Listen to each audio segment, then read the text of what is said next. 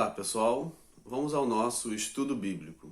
Nesta oportunidade vamos estudar Carta aos Hebreus, capítulo 9, do versículo 18, parte B, até o versículo 23.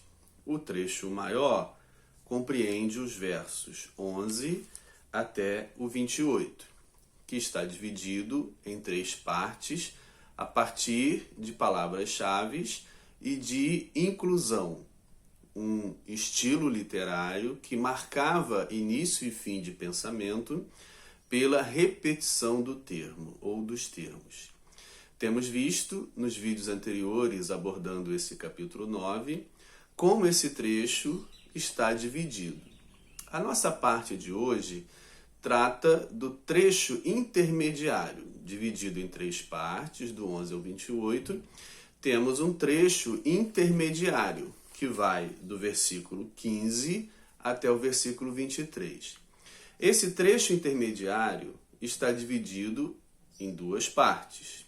A primeira, regida pela palavra aliança ou testamento, e a segunda, que vamos estudar neste momento, regida pela palavra sangue, que aparece na parte B do versículo 18 e reaparece no versículo 22, finalizando o pensamento no versículo 23. Assim, o nosso bloco, o nosso pequeno trecho desta oportunidade está regido pela palavra sangue. O sentido, a ideia, o tema da aliança continua. No entanto, ele vai ganhar um outro aspecto ao abordar o sangue, a importância do sangue na concretização da aliança, seja a primeira aliança de Deus com Israel, como mediador Moisés, que ratifica a aliança por meio do sacrifício de sangue, o derramamento do sangue e a aspersão do sangue, e a nova aliança realizada por Cristo também no seu sangue, remontando as palavras de Cristo na última ceia.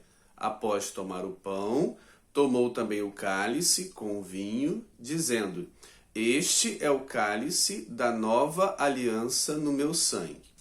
Então, é muito provável que o autor, nesse trecho, tenha em mente e trabalhe a ideia a partir dessas palavras de Cristo na última ceia, em que reafirma que no seu sangue é realizada a segunda aliança, a nova aliança, profetizada por Jeremias, como apontado aqui pelo nosso autor no capítulo 8, que é diferente porque ela é interiorizada. As palavras de Deus estarão no coração daqueles que participam dessa nova aliança, e o perdão dos pecados se aplicaria a todos os pecados, diferentemente da primeira aliança, que tinha vários pecados que não eram perdoados pelo sacrifício de sangue dos animais no templo exercido pelos sacerdotes.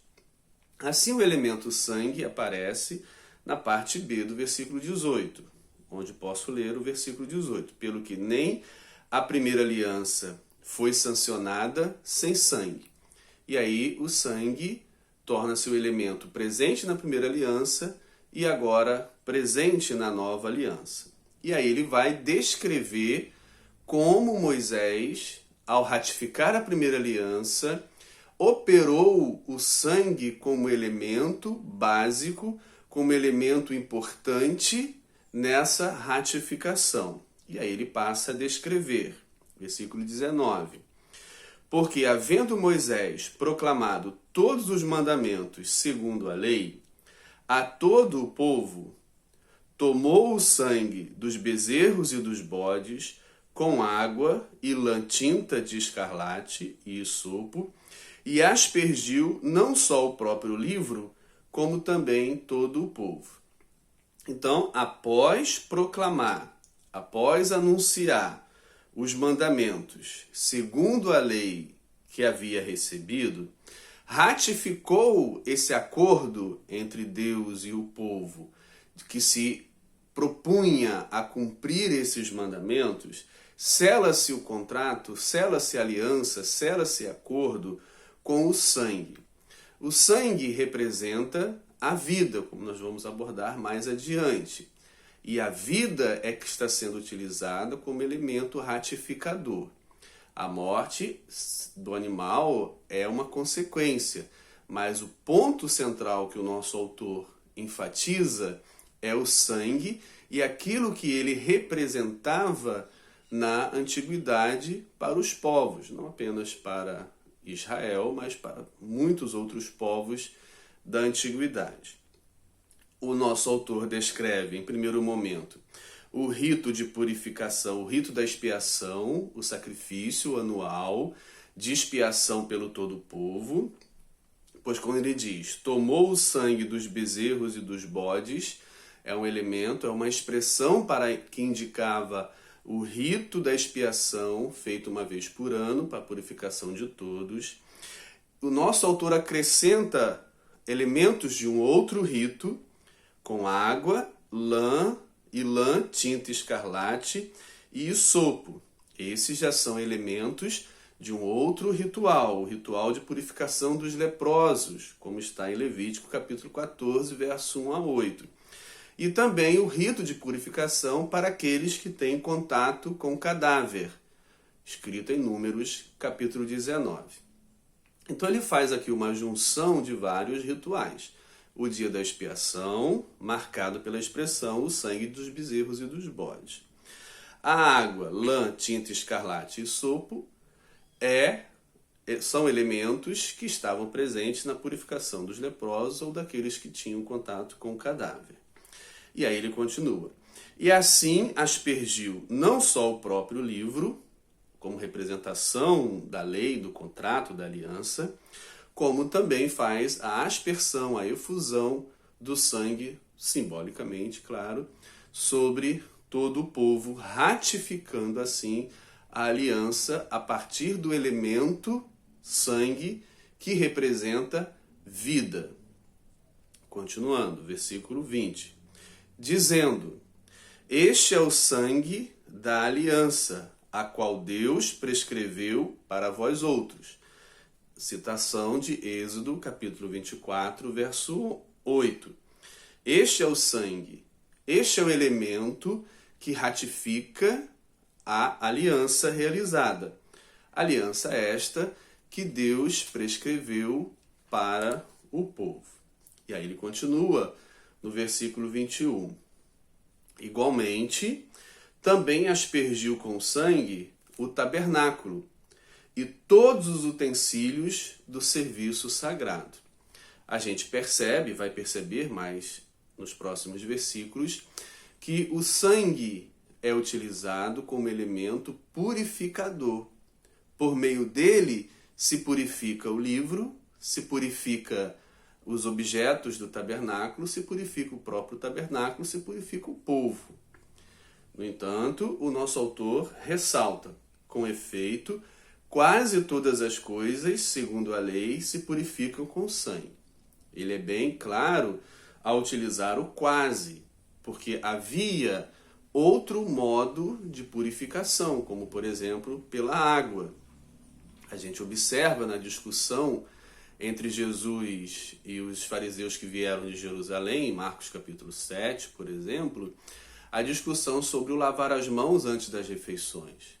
Lavar as mãos, ou o ato de batizar, ou seja, lavar, aspergir a água, mergulhar na água, como queira, era ato de purificação.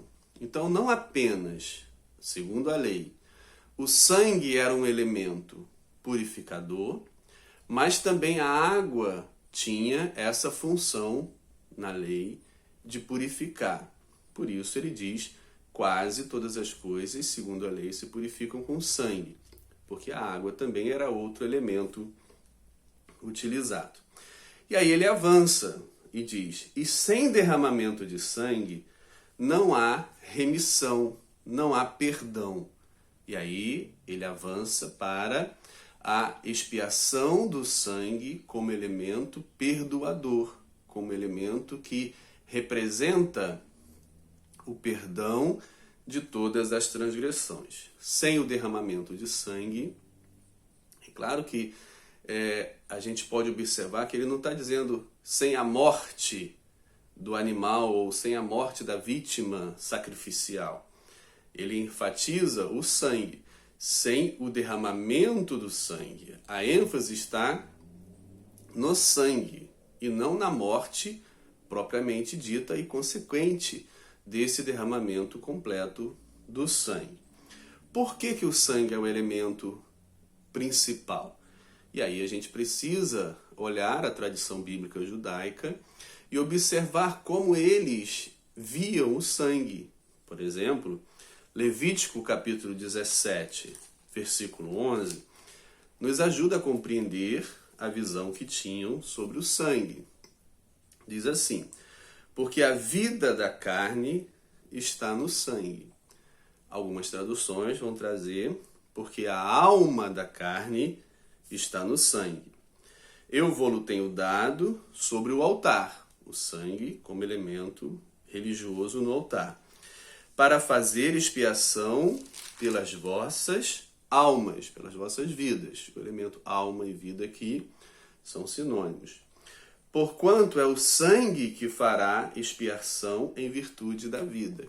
Veja, refere-se, reforça-se, o sangue é o elemento, e não a morte em si.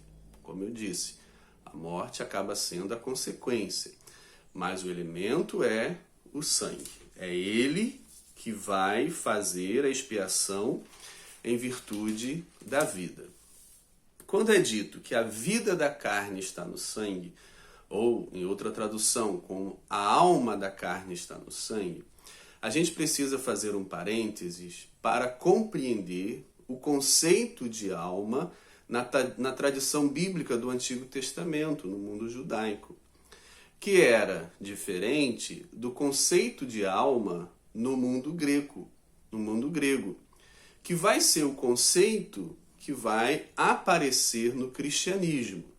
Ou seja, na doutrina cristã, no pensamento cristão, alma é a parte imaterial do ser.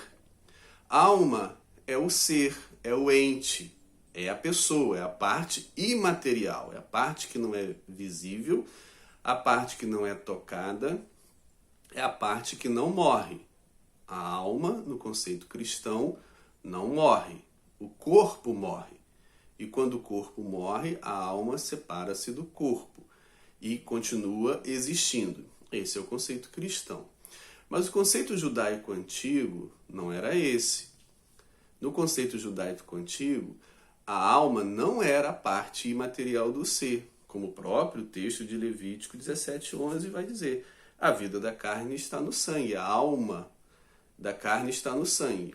Sendo o sangue a alma do corpo, como entendia-se, então ele não é imaterial, ele é material, ele pode ser visto, ele pode ser tocado, ele pode ser visto esvair-se, a alma sair, no sentido que era compreendido como o sangue. Então a gente precisa estar bastante atento quando lê o Antigo Testamento, que é escrito a partir do conceito de que o sangue é a alma, que a alma é material, que a alma está na carne e é o sangue. Diferente do conceito que vai começar a aparecer no Novo Testamento, de que a alma é a parte material do ser. Isso é muito importante estarmos atentos. Por exemplo, se a gente for ler um versículo em Ezequiel, na sua profecia, Ezequiel capítulo 18, versículo 20, ele diz: a alma, pelo menos assim está na nossa tradução, a alma que pecar, essa morrerá. A ideia de que a alma morre, de que a alma não tem ali o sentido cristão que nós temos, que é oriundo do conceito grego sobre alma. Então, daí ajuda a gente a entender por que o sangue tinha tanta força representativa para expiação, porque o sangue era entendido como a própria vida, como a própria alma, como aquilo que fazia a vida do ente, né, do ser, existir. Por isso a sua importância. A vida, a alma, entregar a vida, entregar o sangue, fazia a expiação. Assim nos animais e assim agora na nova aliança, Cristo entrega o seu sangue, Cristo entrega a sua vida, Cristo entrega a sua alma no sentido judaico antigo. E por isso realiza por meio do sangue, da alma, da vida, a expiação.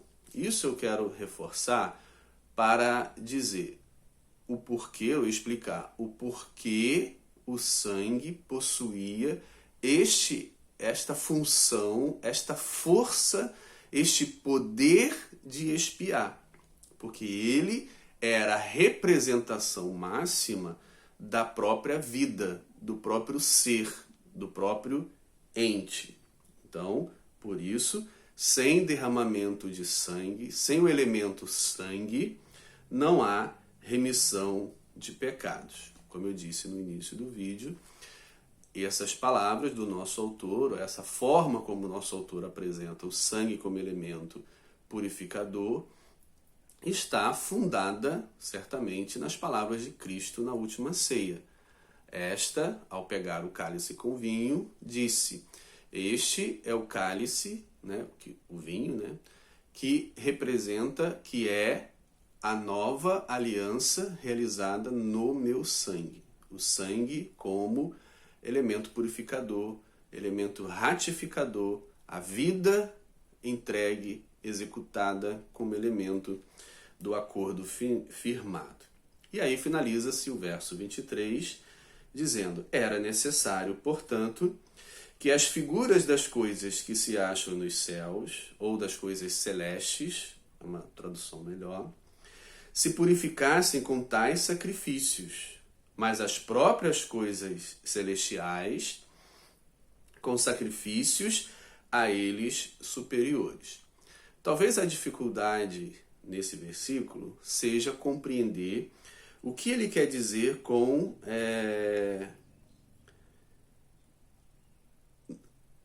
sacrifícios, ou seja, coisas celestiais. Talvez o que ele quer dizer com coisas celestiais?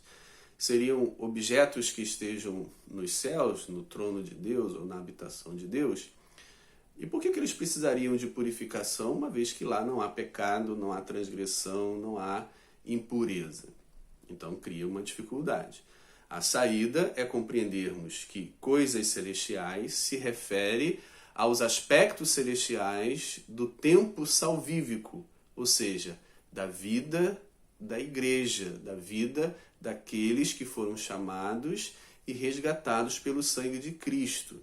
Coisas celestiais provavelmente se aplica ao tempo salvífico da vida da igreja, dos discípulos, que são purificados pelos sacrifícios superiores, melhores. E aí cria-se uma outra dificuldade. Por que está no plural?